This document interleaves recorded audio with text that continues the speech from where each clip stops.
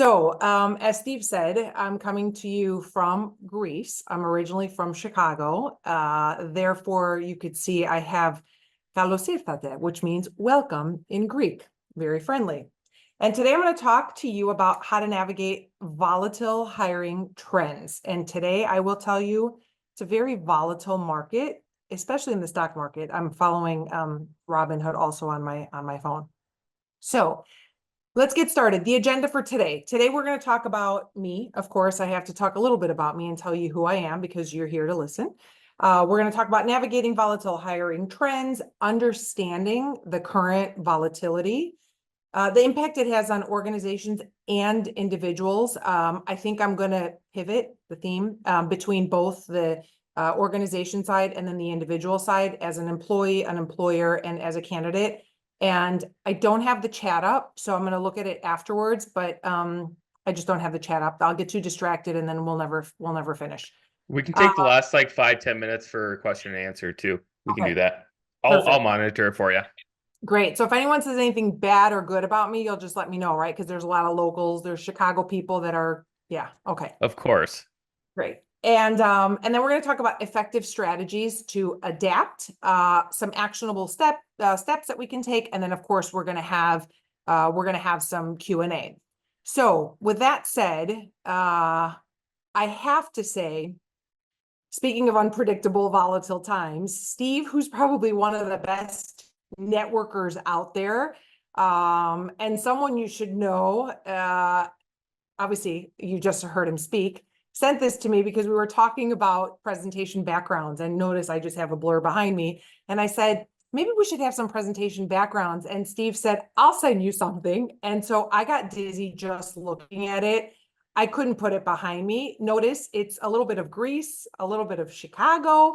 And anyway, I'm going to be talking a little bit about skills in the next coming slides.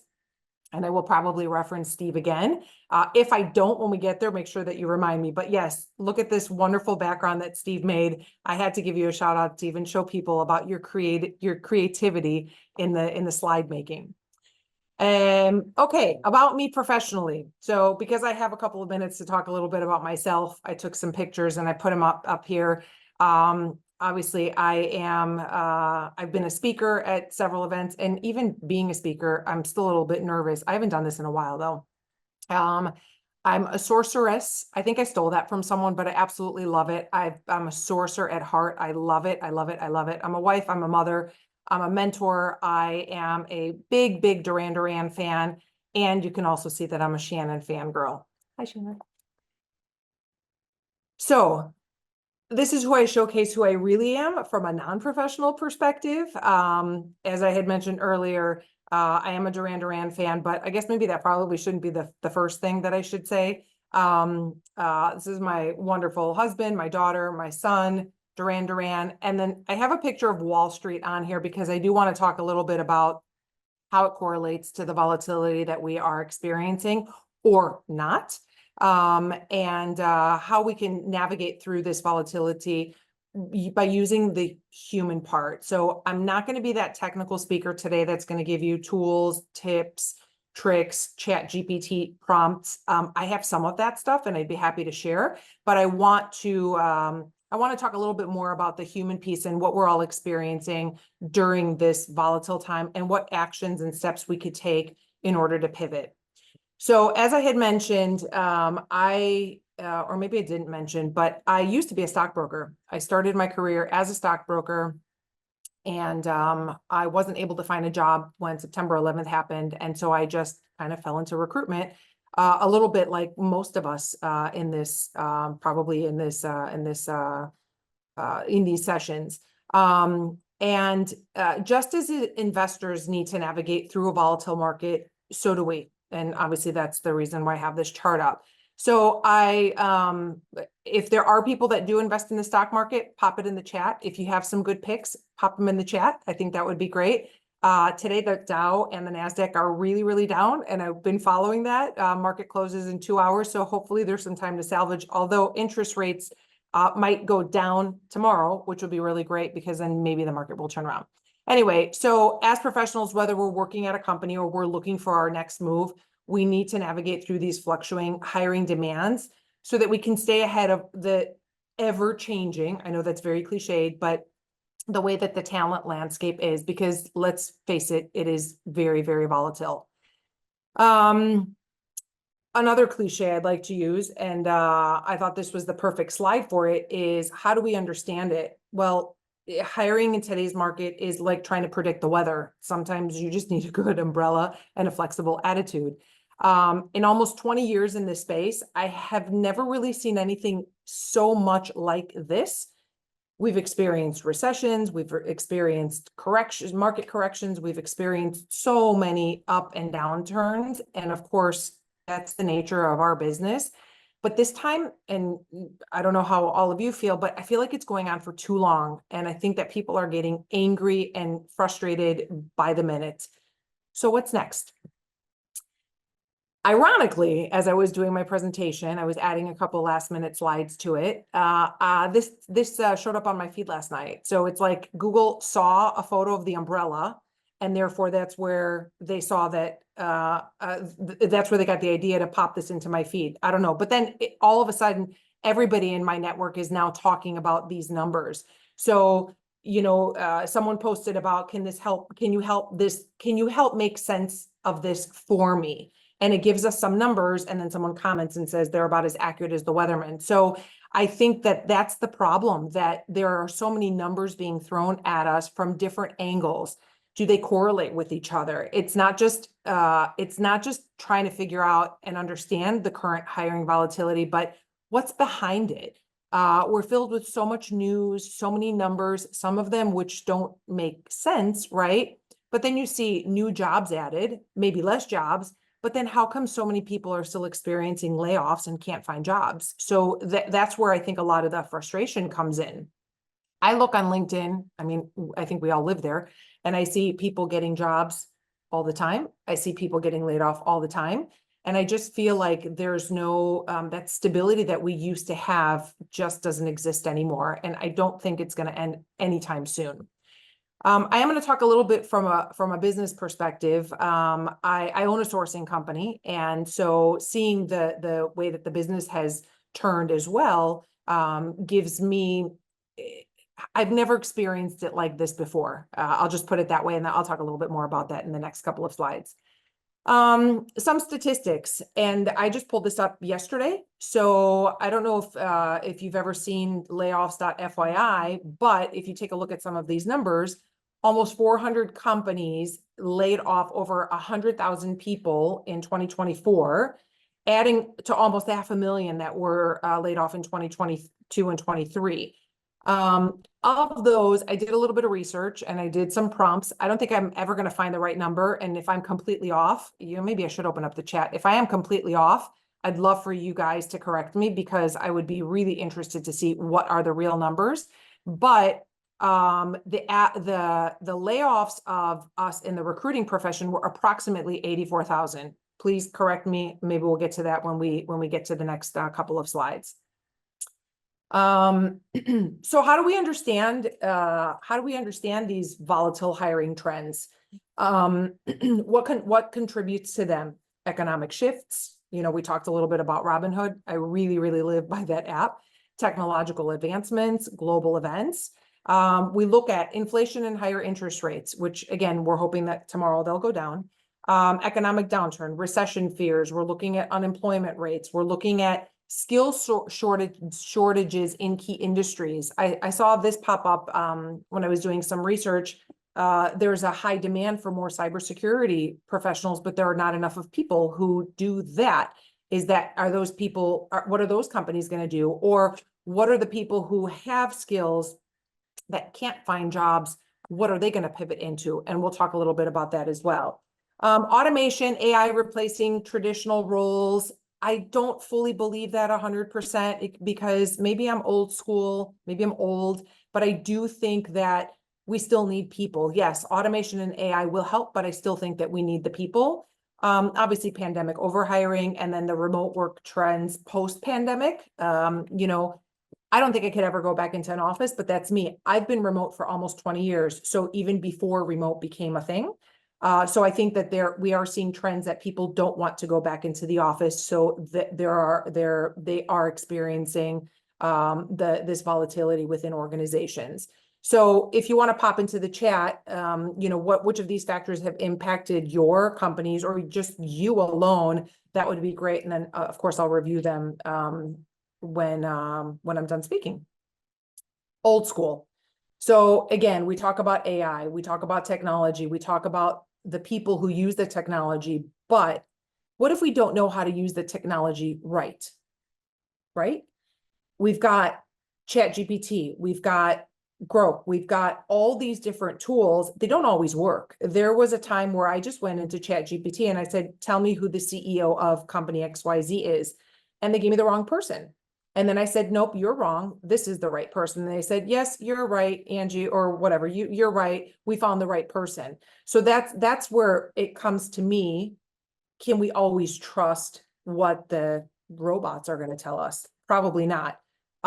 Clearly Boolean is not going to replace hire easy, of course. But I always go back to the basics when we talk about doing sourcing. I use tools and tech to help me get to where I need to go. But then I take all the principles and everything that I learned throughout my career and I also bring those into play because again, technology is not always going to be perfect and it's not always going to work. I'll give you a perfect example.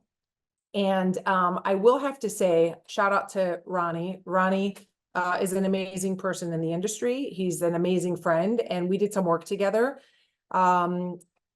Ronnie's a master at QAing profiles and making sure that they get through the process, that they pass, that they match the job description. And so is there a tool that can do that? Is there a tool that could match? I'm sure there is. There's probably someone already typing it in. A tool that if I uploaded 100 profiles or 100 resumes against a job requisition, that they would catch everything, that they would know that all those profiles were perfect or they weren't perfect or whatnot. I still have yet to come across that tool, although I've been doing a couple of demos with some tools, and I do feel that there are some things out there, but taking the human element using Ronnie with augmented intelligence was perfect, and it helped us move through the profiles. Now, I will tell you that it took us a little bit longer, but we knew at the very end that we had the results that we needed. So again, I'm not saying that AI does not work. I'm just saying it doesn't work for me. And maybe because I'm not very technical or as technical as I would like to be. And that's why I couple it with both, right? Human and AI, I think works better. So what is the impact that all this volatility is having on organizations and employees? I think that there's a very, very long laundry list of everything that is happening. From a TA perspective, how does it affect us, right? We just experienced what Steve showed us for Nicole's rec, difficulty in finding and retaining the talent for roles. We're having a hard time, although there are open roles and there are people out there looking, we're having a difficult time matching those two together sometimes, maybe not always, but sometimes.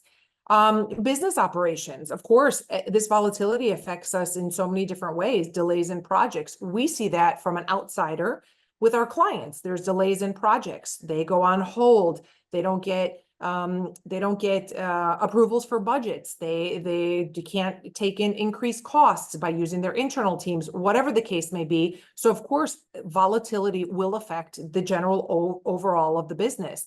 And then I think really, really importantly, employee morale, the stress, burnout due to understaffing, due to people not being able to find jobs. Again, I know I mentioned in the beginning of the presentation, I'll take it from org to person, and that's totally true. And I'm sure, please pop in the chat and raise your hands. Now I can't even find out how to see the chat so I could see what you guys are writing, because that would have been awesome to see. See, there you go. I don't have the technical ability to do that. How many of you are feeling that, right? The stress and the burnout. I'll tell you, and I'll be very vulnerable right now. I am, and it's really frustrating, and I've had enough. And we talk about this during some of our other sessions, but this volatility is really affecting all of us and our personal feelings. So here are some ideas. And again, they're probably not the technical things that you could take back and implement, but they are things that you could take back and start doing right away if you're working at a company or if you're looking for a job. Now, clearly, I'm not the creative type. I'm more of a numbers person, thus the finance background, but that's why you see a nice little picture of a roller coaster and then a pink background. So my slides don't connect with each other, but they're fun. Anyway, talent pipeline building, whether you use tools or you don't use tools, if you're in an organization or if you are a manager in an organization, you could take some of this downtime or time that if you have the ability to retain your employees, to give them the ability to do some of this proactive pipeline building. And again, it could be with a mix of using tools, using old school techniques, whatnot.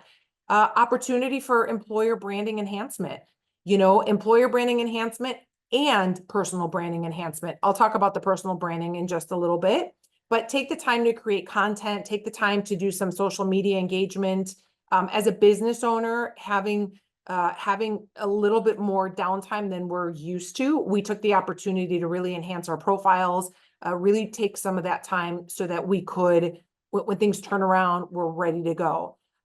Skills, internal training and development, I think is going to be a critical one.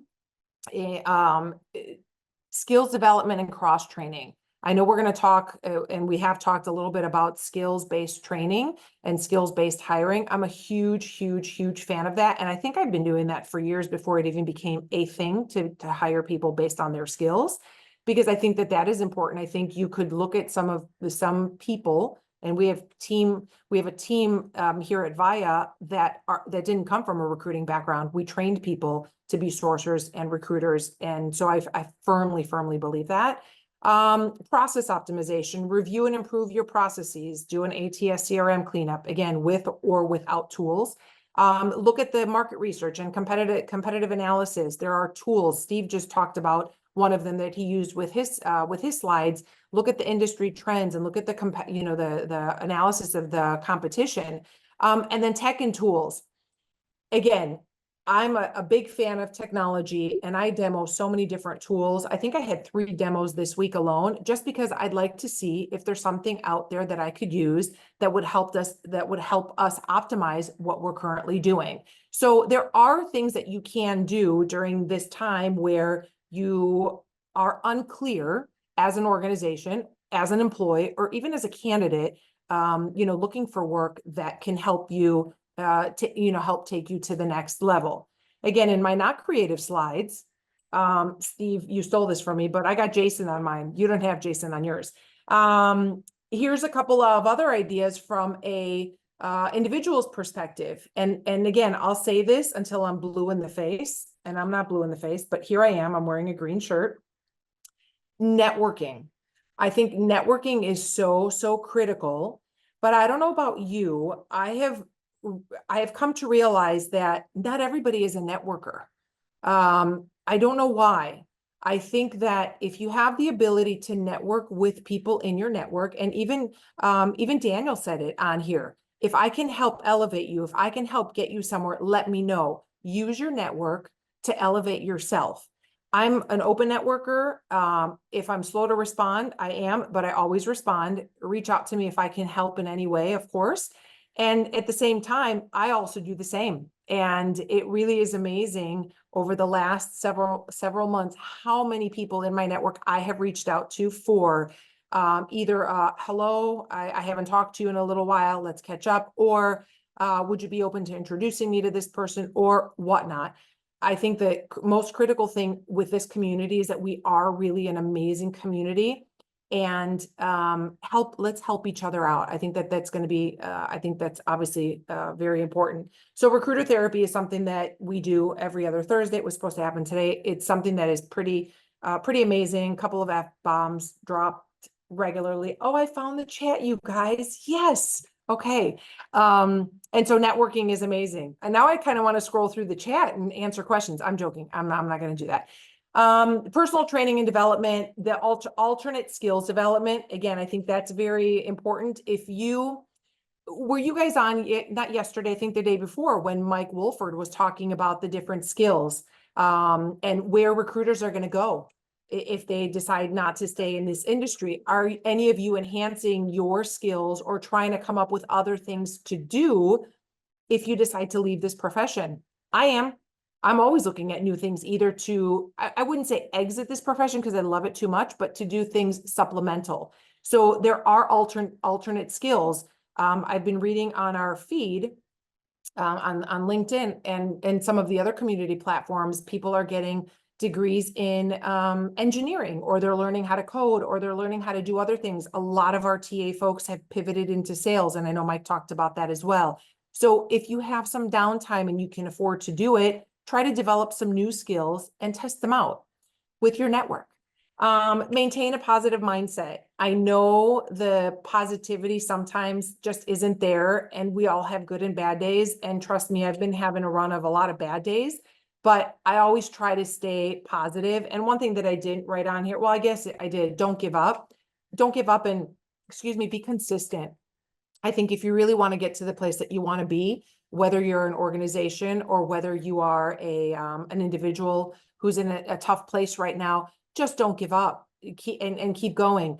There was a gentleman on one of our recruiter therapies who networked with everybody who was on there, and I think he received 300 plus connections. He connected with so many people, and then he got invited to speak. It was a little while ago, so please forgive me. I do not recall his name. I connected with him also, but that goes to show you the power of networking. It was probably 6 or 7 months ago.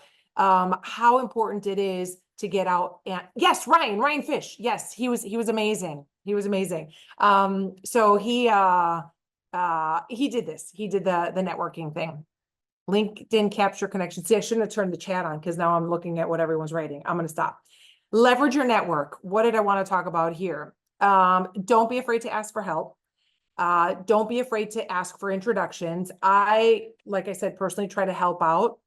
As a matter of fact, I think just a couple of weeks ago, I was chatting with an industry peer and I offered the assistance, and I said, look, go through my LinkedIn profile and tell me who you want me to connect with. And he took me up on it, and he sent me a note, and he said, Angie, can you please go through these people and make an email introduction?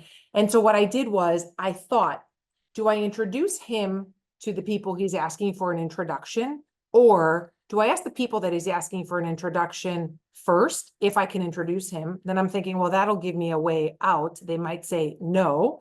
And so I did 3 introductions, and he had conversations with him. So I felt like I did my job. I felt good about it. I also think you should network outside of the industry, because not that there's anything wrong with our industry. Clearly, there's so many people in here, but you get other ideas. I personally have started, not recently, I should say, but I've been following an entrepreneur for several years. Her name is Sophia Amoruso. She wrote a book called Girl Boss. She had started a company called Nasty Gal. I think she was introduced to me somewhere when it was like a Greek American event. She happens to be part Greek. And so I started following her and I connected with her, and she writes these articles on LinkedIn, Sophia's Diaries, and gives all this amazing information and some amazing ideas that we could do in the recruitment world. So I do like her. And then I have a whole list. I have a spreadsheet of people that I really do like. So hit me up if you'd like, and I'd be happy to share some of that information. And Ellie, I know I'm really, really bad at LinkedIn and responding. I am going to get better at that, but I know that we're connected now. So thank you. So do leverage your network. Branding. So everybody here has a personal brand. Steve is Uncle Steve. I mean, everybody's got some brand to themselves. I used to post like crazy. I used to travel like crazy to conferences, and I felt the impact just by doing that and by getting out there and being visible. I built my own brand, and people started recognizing who I was. I stopped recently. I probably should get back out there, but it goes back to saying how you should be consistent. I think that if you have a strong personal brand and you continue to invest in your personal brand, it'll help you even in these volatile times. So you'll be able to differentiate yourself, show your unique skills. You know, there's people, what does Jung have on his profile, you know, that he's he always shares, you know, there's going to be a happy person getting a call today. He's branded himself with some of the things that he says. David Marr has branded himself with sharing that list, which I just shared, list number 89 the other day. It's pretty amazing. So there are so many people in our space that brand themselves really well. And I'd love to see their names in the chat. If there's people that I'm missing, pop them in there and start following them. I don't want to start adding because I'm probably almost at time. You guys will let me know. And there's just a lot. There's a lot of people. Ooh, you would think I've had coffee, but it's 9:30 p.m. here. It's not coffee. It's something else. I'm just kidding. So, focusing on skills over titles. Again, I'm a huge believer of this, and I have been doing it for many years. When we built our team, we hired, I would have to say, 80% of the people that we hired into the recruitment world had zero recruitment experience, but we gave them the tools and we gave them the technology to do it. And it was pretty amazing. So I like this because it was fun where it said men wanted first-class mechanics and good helpers of all kind. I just like the slide, so I put it on here. But think about it. If you find a really good person that you want to bring into your organization, you could train them if they have the willingness to do it. So I think that that is really important. Leveraging partnerships. I think that this is the piece that I'm going to talk about as an organization. I think right now what I'm seeing and the people that I am talking to, so if there's any hiring leaders or you know, people who are making decisions of what they should be doing within their organizations, they're afraid to hire. Companies are afraid to bring in more people because of this uncertainty and of these volatile times. Why? Because they're ready to go at any time. Nobody knows. And I will tell you that we are working with several companies right now, and some of which are recruitment agencies who want to keep a very lean team. Why? Because they overhired at some point, and so they don't want to make the same mistake. I don't want to say it's a mistake, but a lesson learned. And I think that that's really critical. We did the same. We hired a lot of people. We were growing like crazy, and then everything halted, and then we were stuck.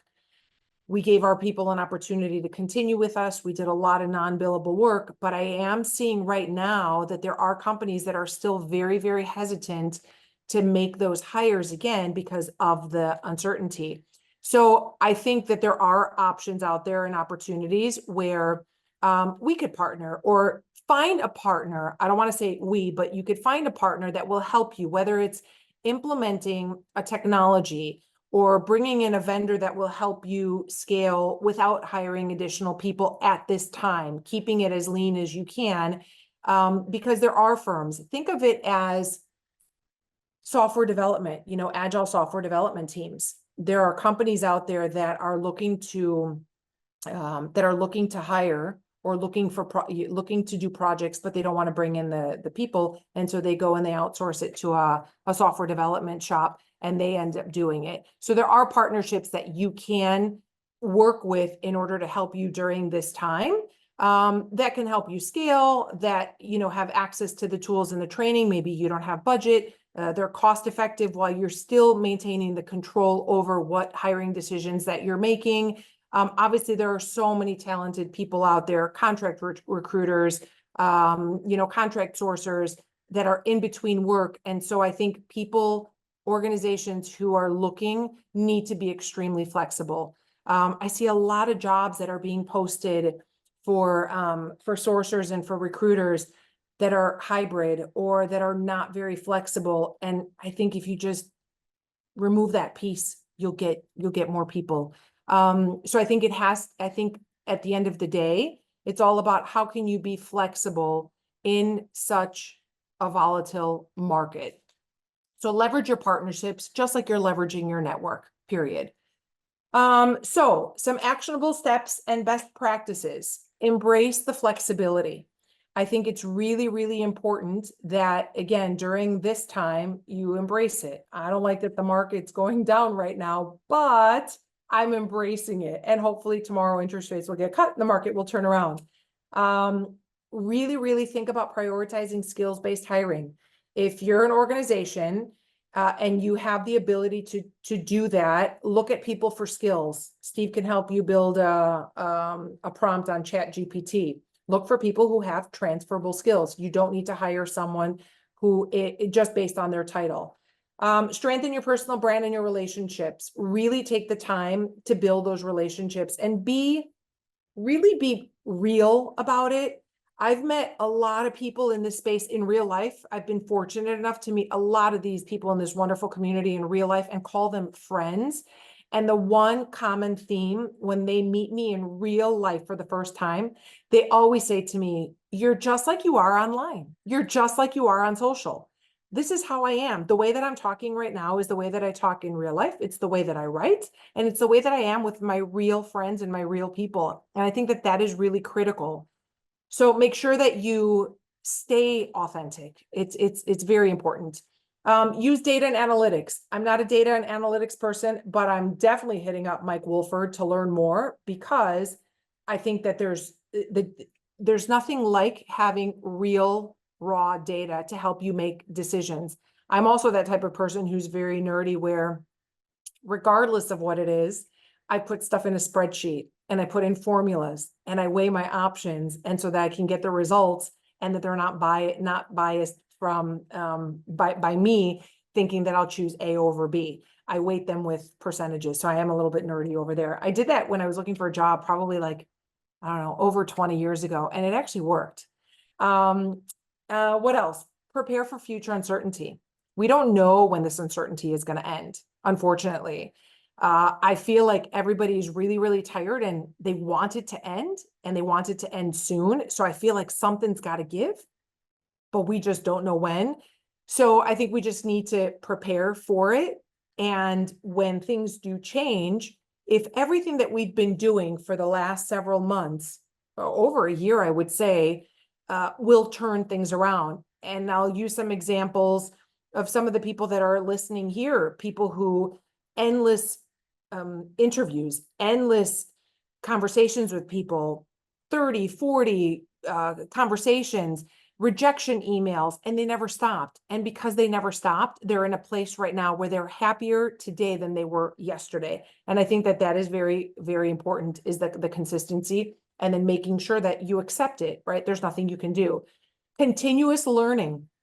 I am always, always, always learning. I'm trying to learn something new every single day. I'm playing with prompts. I'm playing with technology. I'm playing with a lot of that stuff.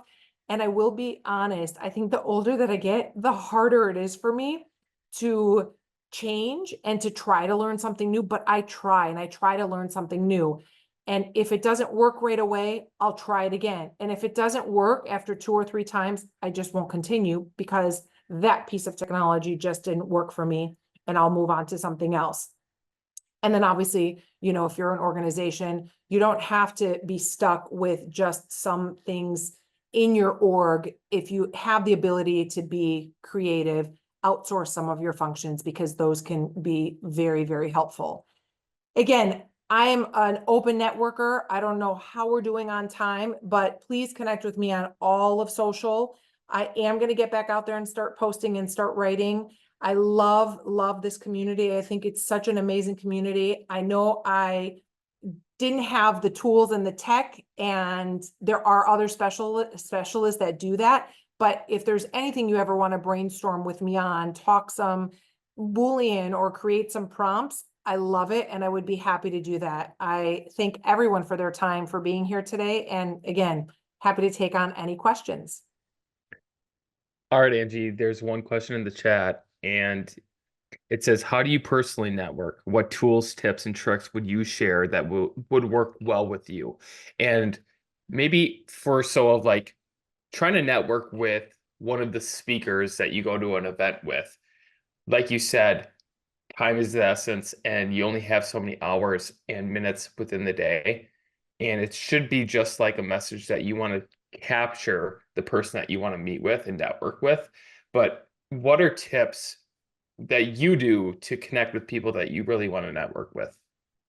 So I know it probably sounds really, really basic, but I always personalize the message. And I will give you one example, and I'm happy to share the email. I'll just take off the person's name, but I was trying to connect with someone and I went to their LinkedIn profile and I saw that they were, some of the initial stuff on their profile was something about Brene Brown. And they had like, I love Brene Brown because of XYZ, whatever it was. And so I was fortunate enough to have seen Brene speak at an event, and I had a picture of her and a really great picture of her. And so I actually reached out to this person. I sent an email. I found her email address and I sent the email and I said, I heart Brene Brown too. And I wrote, I hope you don't mind my direct approach. I know that might sound cheesy, but I did that. And I wrote that and I asked for something. I immediately got a response. And not only did I get a response, but the response also included and said, oh, have you read this book by Brene Brown? So then it turned into a conversation. So for me, I think it's really, really important that you just personalize. I'm actually doing research for the month of August, and I'm looking at the amount of spam that hits my inbox. And so I'm going to write an article on that. So I'll definitely share that with this community because I think it's important. And there was a post on LinkedIn that one of our friends, Holly Fawcett from Social Talent, shared about how do you network? Just what you guys just asked me. I personalize every single thing. I don't do any sort of business development by sending out long, lengthy emails to my network. I will reach out to people one by one. I have a target of how many I want to do per day, but there's always something in there. Like I'm hungry like the wolf, Duran Duran. People always do that to me. And I love it. I always respond to their messages. Okay, last question. You said that there's other experts out there that is more on the tools, and how do you stay up on the latest industry trends or learning new tools, how to do that, other than booking a meeting with a vendor? I think I do a lot of reading. When someone shares a different tool online, I go in, I try it out and I look for it, look to see how I can learn. Obviously I follow some of the biggest names in our space and what they do. I mean, if I ever have difficulty with the search, not that Steve, I don't trust you. I've come to you as well, but I'll go to Dean DaCosta and I'll just say, I need help, and he'll show me how to do it. I don't know how to do the scraping. I used to, I just don't do that stuff anymore, but I do go to people who are experts. If there's a healthcare problem that I have for a healthcare search, I go to the person who's responsible for healthcare. If there's someone who does, any other sort of specialty, crypto, I go to Jung. That's the way that I do it. So that's how I try to keep up, but there's so much. It's a lot, but that's really how I try to keep up. And for the audience, one of the things that I would do is, if you guys don't know what start.me pages are, start.me pages are a person, for example, we had Erin Matthew on yesterday, and she has a start.me page that she consolidates all of the information, all the tools, all the things that she's utilizing in one specific web page that she keeps track of that. And you can save that of staying on the latest trends, because those individuals, the big players within our community, are continuing to put those tools in there so you can have access to that. I actually did a webinar, I believe it was last week. I'll throw it in the chat, but explaining what start.me's are, who are some of the bigger players, and how to navigate that. And to be honest with you, it could be in any industry or any specific topic. Your start.me is about a specific thing. So I'll throw that in the chat, but that's one way to consolidate all this information, all the new tech tools, all this information into one. And then you can be the expert like everybody else. Yep. Awesome. Any last minute word of advice, Angie, before we hand it off to the next person? Yeah, I would just like to say, don't be afraid to reach out to that person if you have a question or you want to learn more. I was highly, highly, highly intimidated to reach out to Steve, and I did many, many years ago. And now look where we are, right? As a matter of fact, Stephanie David, who is on here, reached out to me probably 15 years ago, I think, Stephanie. And after I spoke with her, I think it was just a random call, and we spent some time. She asked me some questions, and I still have a handwritten card from her that she sent to me thanking me. So I think that if you're afraid, don't be afraid. What's the worst that someone can say? Like if you reach out to me, and I'm guilty of it, Ellie, if you reach out to me and I don't respond, if you do it a second or a third time, it's not that I'm ignoring you on purpose. If you do it a second or a third time and you catch my attention, I will respond to you. So don't feel like you don't want to, don't have that fear of going out and networking with people. Well, it's so true. You say, hey, you meet somebody at the conference or virtual, say, hey, let's have a coffee or let's meet on Zoom. And then nothing happens after that. The easy thing to do is just say that and then walk to the left and never bring it up again. But the hard thing to do and the thing that's going to make the impact is actually doing it and manufacturing that yourself of saying, no, let's do it and actually taking ownership and putting something on the calendar. So I encourage everyone to do that because the community is only going to grow with strong relationships and putting in the effort and getting vulnerable with each other. So I appreciate your session, Angie. Oh, thank you. Thank you.